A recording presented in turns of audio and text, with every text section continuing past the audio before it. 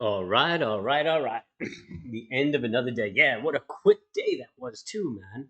All right, so we're looking at the daily, the 30, the 120, and the 60. And the momentum is just moving on up. Here is the daily.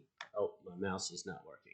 Here's the daily, and I would have liked to have seen this bar turn green, but alas, she did not. But it is um, fading towards the upside, and perhaps tomorrow it will get a green bar and we'll keep pushing up. What we want to see is the momentum break the high right here, and then we could probably see the high broken right here. If we go up and touch this high with a divergence here, there's a good chance this market will turn around and do the give back.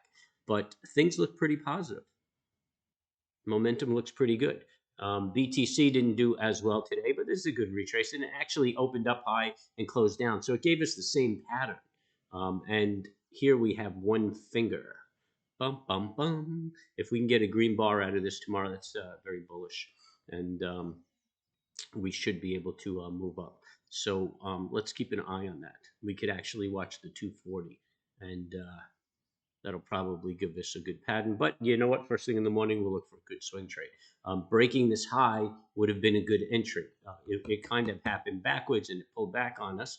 But I'm still saying it's a good entry. Put your stop right down here below this low, and that should protect you.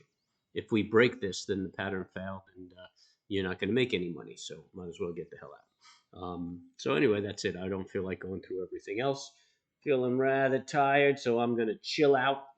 Everybody have a good night. Make sure you get that meditation in, and catch me in the morning.